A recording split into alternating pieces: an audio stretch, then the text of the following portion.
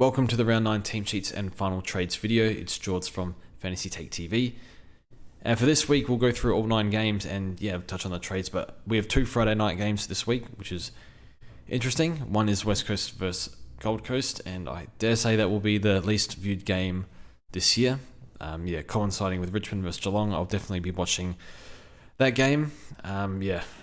Speak about Roy Atkins soon, but a few rumours about Atkins being out. Looks like he's playing, but we'll touch on that. So my final trades are, and it's a hard week to do your trades this week because there's a number of discounted options, and some people are not sold, some people want all 3, some people want none. You got Tom Stewart with a nice matchup, it seems. There's just take your pick of what premiums you want. You might still want a Sinclair, although I wasn't encouraged with the CBAs last week, but regardless, should be a safe 100-ish, maybe with a bit of upside. So my trades this week, I've opted for Zach Merritt. So Ratkins in for Ashcroft. I'd like to hold Ashcroft, to be honest, but it's just a bit hard to get other players up. Merritt in for Van Rooyen. I think Ashcroft's close to topped out anyway, so I think he'll be traded by most within the next 2 weeks. But he's averaged 90 or so at the Gabba, so perfectly fine to hold. I'll be holding in other formats, but I'm taking the Atkins punt. We'll touch on Merritt first. So Merritt looks like Darcy Parish is out. Don't know how long for. Could be a month. Could be a week. I don't know. Getting scans, but I think they said calf tightness, but they're getting scans. So I'm not exactly sure, but regardless, Merritt seems to do well with that Parish, last year anyway, and they've got the Richmond, North, West Coast back-to-back coming up at the Gabba this week for Merritt. His last 3 against Brisbane are 130 on average, so his break-evens, I think it's pretty high, 132. I really wanted to get Merritt in, so I'm taking my chance this week, and we're going Atkins, so worst case, I think he needs to score about 70 to make 50k, so I think he can do that against West Coast. It's not loading, that's whatever. With Atkins, the way I see it, I'm not sure he's going to hold his spot, and I don't know, but the job security might not be there, but the scoring should be if he's getting kick-ins, distributed down back, longs out as well, we'll touch on that. They got a few distributors waiting in the wings, I think. And a few of them are quite talented. Or one is actually in this week, Mac Andrew, but it's got like Farah back there as well that can come in. So there are a few threatening his spot, but the way I see it is all these people have got all these scores from Chandler and Ryan, and I can't compete with these good rookies. I think he has the potential to be. I'm playing for upside. I think if he holds, he'll score well enough to be a better on-field rookie than like a Wilmot, who I'd otherwise be fielding, or like a Seamus Mitchell, who might be okay to field. I like Seamus, but a few poor scores from him, one good one. So I'm not. It's not the worst on-field option, but I think I prefer the mature body in Atkins, and I can always field both with looping with this M8 slot with DPP. So I'll be doing looping Simpson and Mitchell, but Atkins. Long story short, hope he holds. Plays for upside. I thought he played okay. Watched the tape twice. A few turnovers late, not great, but I think a lot of them were just trying to surge it forward. It was like under the pump big time. I think one of them was bad, and the rest were kind of not horrific, but just a few kicking along down the line, which ended up being turnovers. So, I guess that's what you're supposed to do if there's no options ahead. But I don't know. I didn't think he was terrible, so we'll pick Atkins and see how we go. So playing for upside, Weddle was fine if you want to go him, I think. But we'll touch on those. So that's what we're doing this week. I know I made that bit of an uproar on the video I did about Callum Mills. I've switched from Mills to Merritt. I'm more than happy to bring in Mills in the coming weeks. Just want to make sure that that Tom McCartan's going to come back in soon. So we'll touch on that at the Sydney game. So a lot to discuss today, but we'll touch on Richmond versus Geelong. So in is Cochin, out Judson and Cumberland. That's for Richmond. In for Geelong is Parfitt, out is Close suspension and Dangerfield. So Close, I think, is 1 week, and then Stengel could be like 1 or 2 weeks. So I'm a little worried for Sam Simpson. His time might be up pretty soon, but if we can get another 2 weeks out of him, I'll be happy. Or even 3, which would be even better. So hopefully he can somehow hold his spot. So Tanner has been pretty average, I think. Like, he's had some good moments, but I don't know. I feel like he's been more poor than good this year, but maybe they want to keep persisting with him. So yeah, maybe that will be a spot that can open up and keep Simpson in, but we'll see. But yeah, 2 spots to come in with Close and Stingel. Stingel's definitely best 22, and I think Close is probably ahead of Simpson, you'd think, but Simpson was okay. Stewart expected to have a big one. Had that massive monster against Richmond last year, and you've got Taranto probably kicking down his throat. So, bit of a worry as a non-owner, but just have to sit back and cop it, and see how we go. A few people talked about Nevitt. I honestly haven't taken much notice, so I don't have a strong opinion on him. I see the 58% TOG, Geelong rookie, first year. Was he second year player? First or second, I can't remember. Yeah, I don't remember. But regardless, I don't like the TOG, so I said pass for me. They could easily use... I think they said Jai Clark's going to debut, so he'll be sub. So they're using a mid as a sub, so he could be a sub. Yeah, so it's a no for me. Looking at Richmond, nothing really to discuss here. I think Hopper. I think Hopper's just a week by week. I'd like to hold to the buys, but we'll see what other opportunities are available. If we can get someone that's at a good price or low break even, if we can get Hopper to them, probably we'll pull the trigger. But otherwise, just hold for now. Short turnaround for Hopper with the Friday game, which does worry me because we know he's been managing the knee a little bit. I think he's missed like a few training sessions during the year and in the preseason, so that does worry me slightly, but fingers crossed, I guess. And Tyler Young, apparently he's like touch and go, so maybe comes in next week, but I've booted him out of the team and he did his job. Samson Ryan should get decent ruck time. I think him and Miller, they kind of want Ryan ruck. He's clearly the best ruck, but they also need him up forward as like the next target, so I expect them to split, and I think Ryan's a good on-field option. Moving on to West Coast versus Gold Coast, not much to discuss here. I think Edwards has been an okay rookie, but managed. I think you can still hold him for a bit longer. I think he might come back in because they need to play him. They need to play their talent. They've got not much on the list, I think. Gold Coast, so we've got big ace Andrews in for Long and Sam Day in. Caswell, personal reasons, so hopefully he's all good. Sardis out as a sub. Flanders out, probably a bit stiff. I think Flanders... Oh, he's not even emergency. That's interesting. Yeah, big preseason for Flanders, but just hasn't... had the injury as well, but hasn't really progressed. Unfortunate. So, West Coast, what can we discuss here? Campbell Chesser is available, but he's not playing. So, he could be sub, so... That's pretty concerning. They have all these injuries and he's not playing. But off the big injury layoff, so maybe they ease him in. So would I bring him in? No.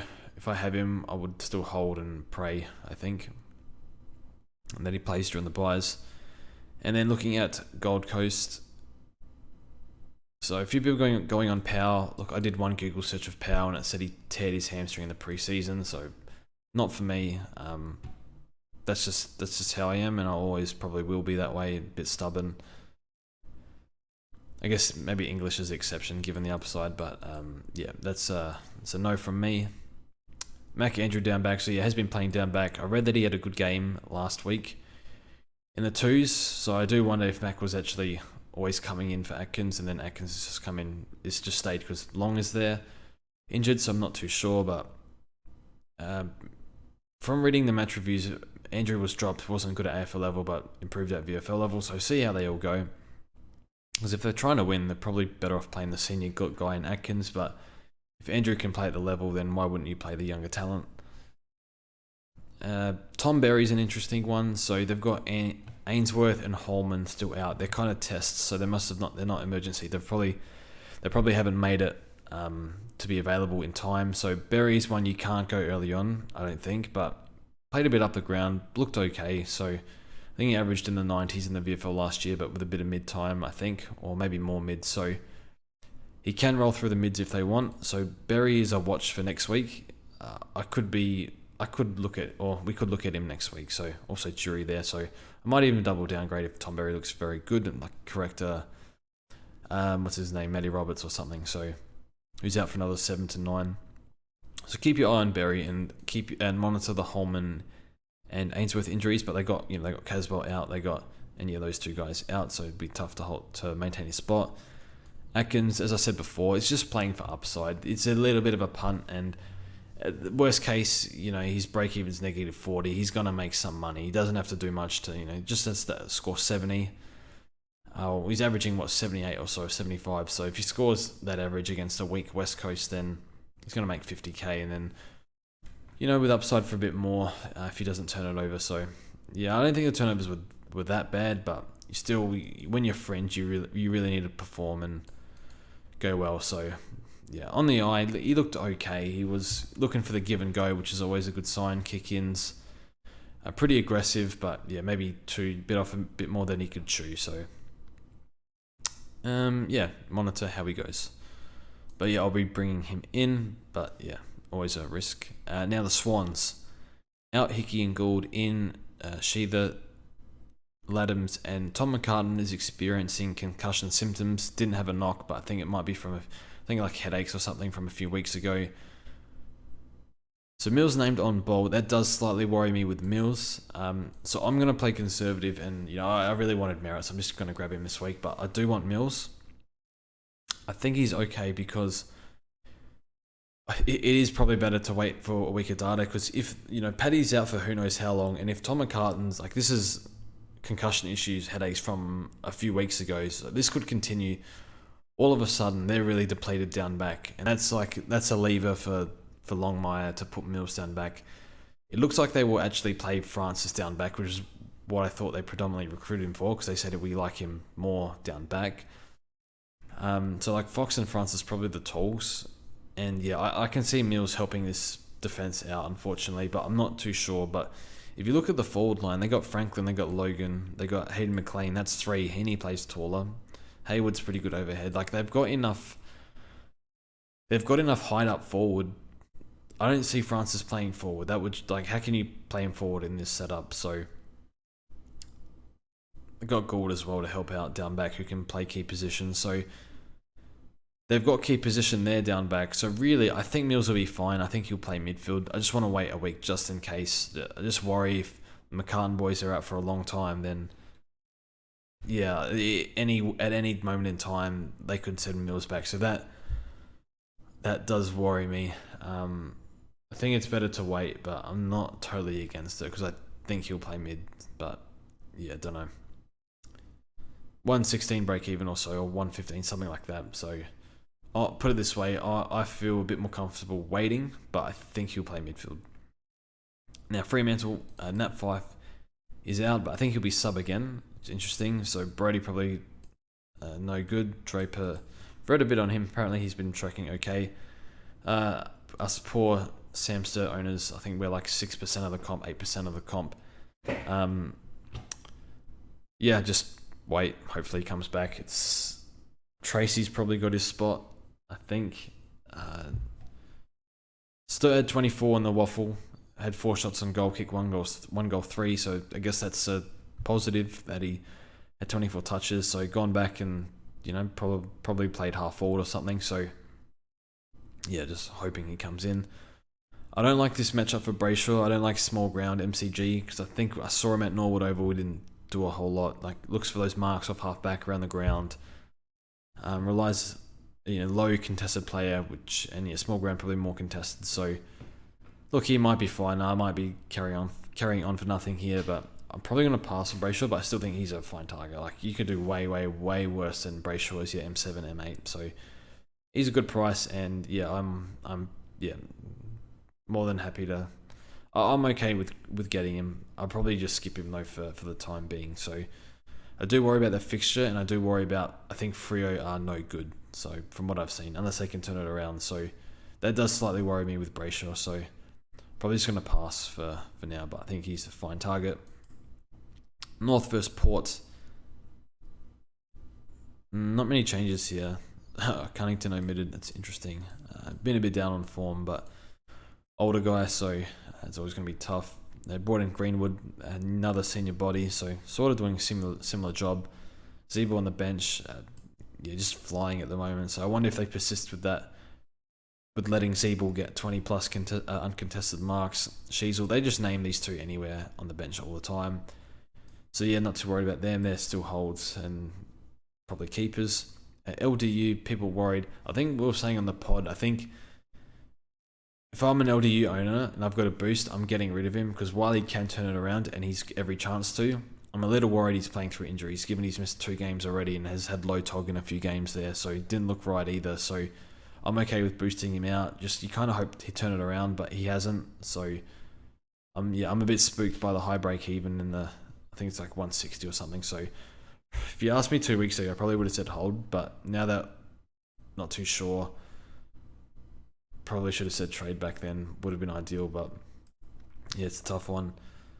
Butters has been pretty good of late, like really, really good actually. And Rosie half or like whatever. So not much to discuss on Port. Dill Williams for 240k. I actually considered it if Atkins was out, but I would save the money and go Atkins. But he looks very, very good.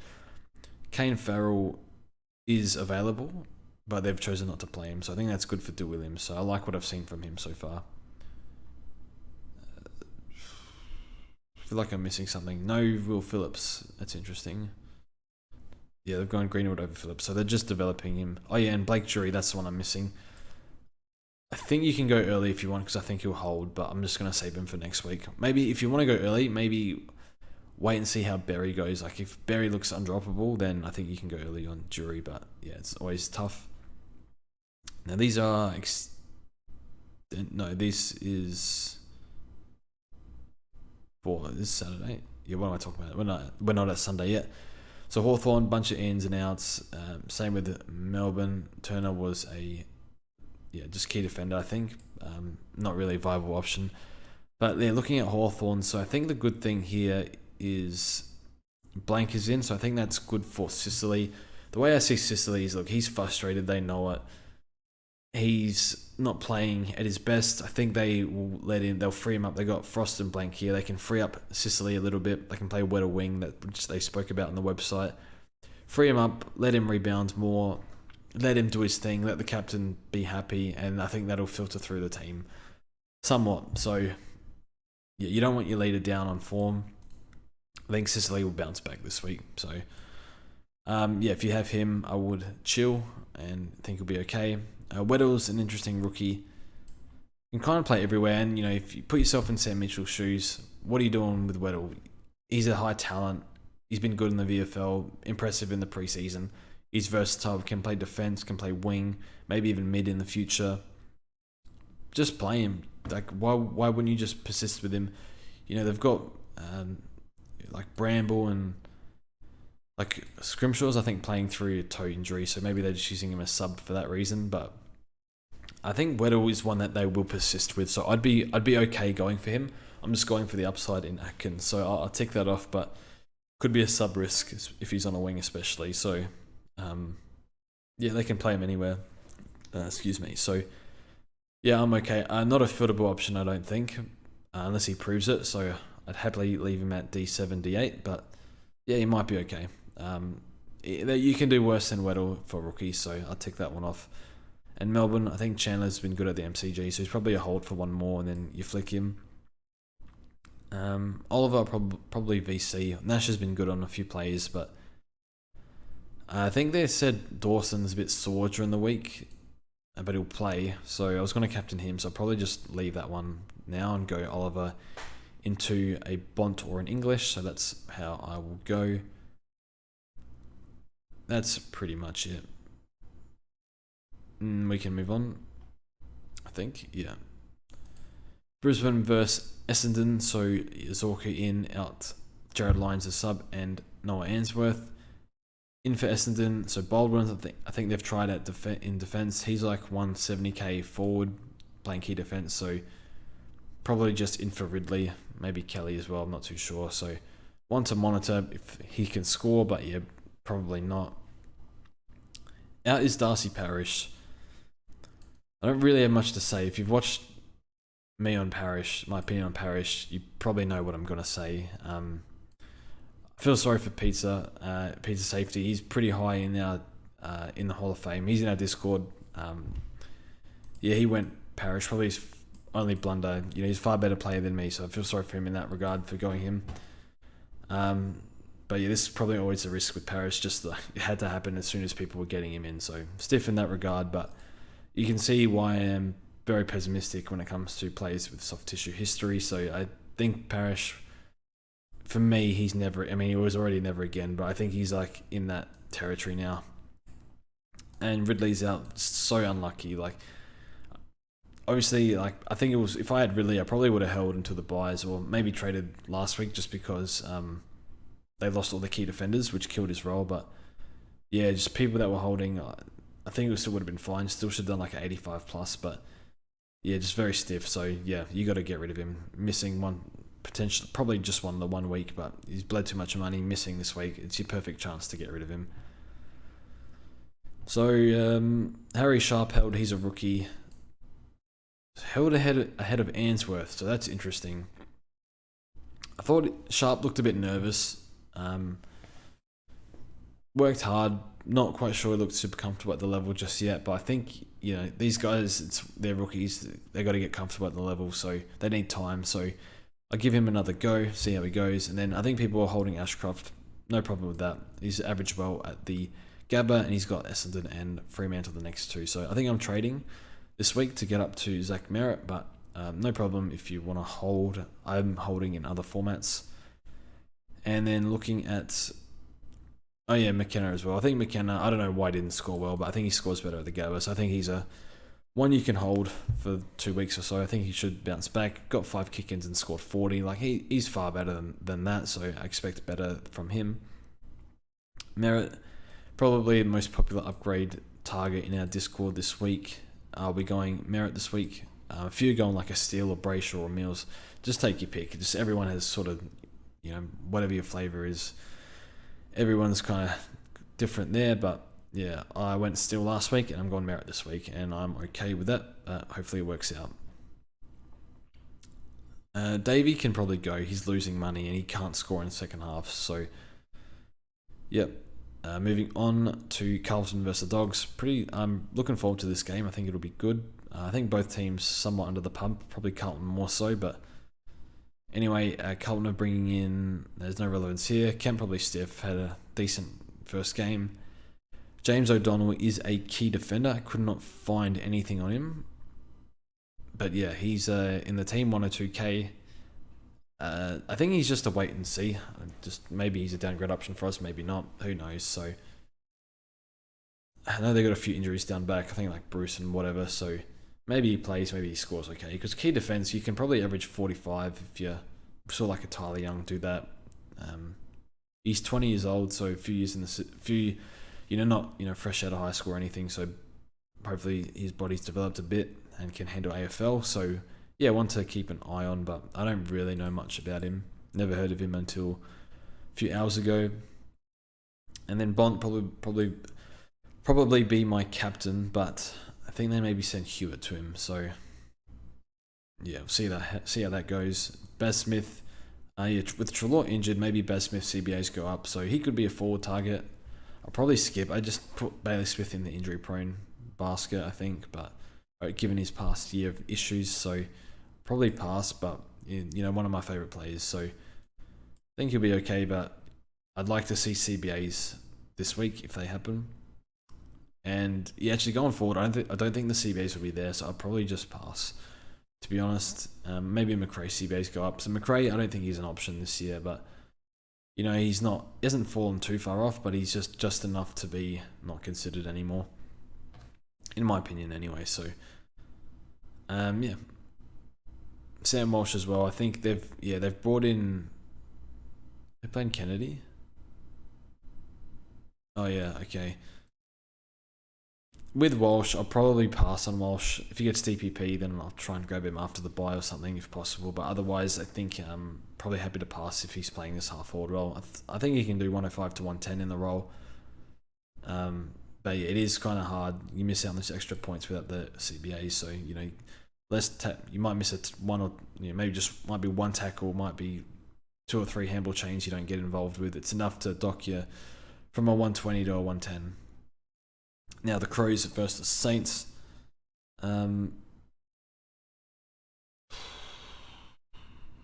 Hopefully the Crows win this. Looks like Caminiti's back.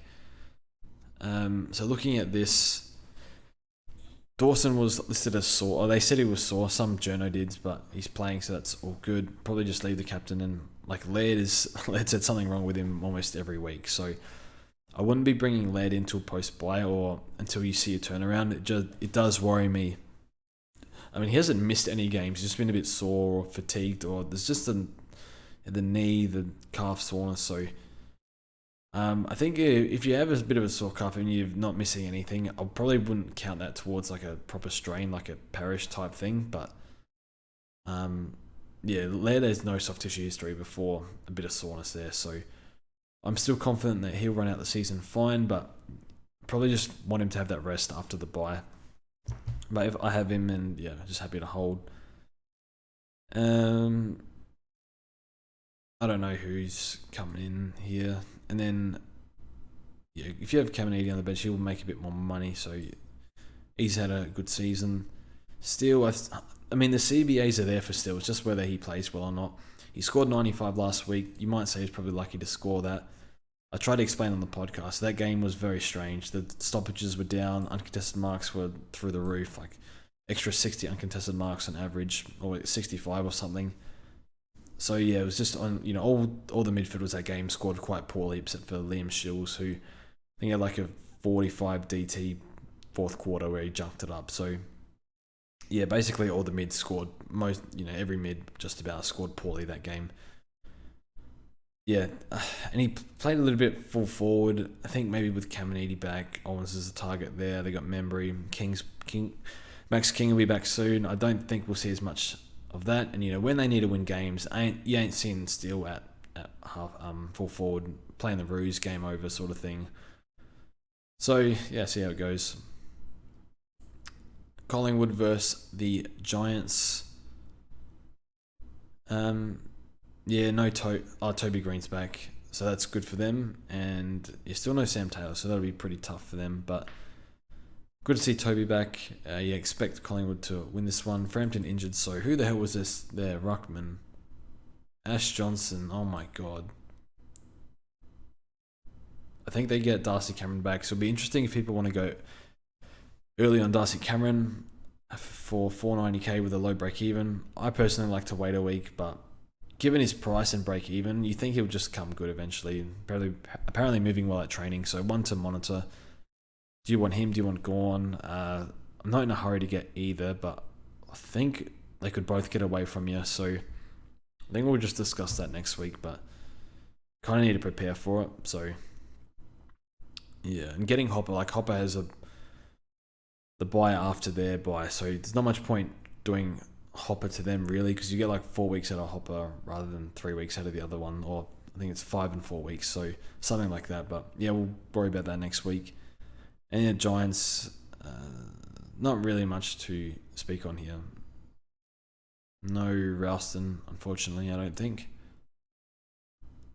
No, so not much to discuss here. So those are the teams. Hopefully you have a good week, and it should be good. So going the old Adkins and Merritt, I'm pretty confident in Merritt. There might be some down games with Merritt where he gets tagged, but usually he's pretty reliable, and I can they got a nice run coming up. I think the Dons have lost a fair few. They've had some really tough games like Geelong and Anzac Day and whatnot, but now Merritt didn't even get to play Anzac Day, so they've had a tough run anyway. So fixture opens up after this week, so see how we go. So thanks for watching, and we'll see you in the next one.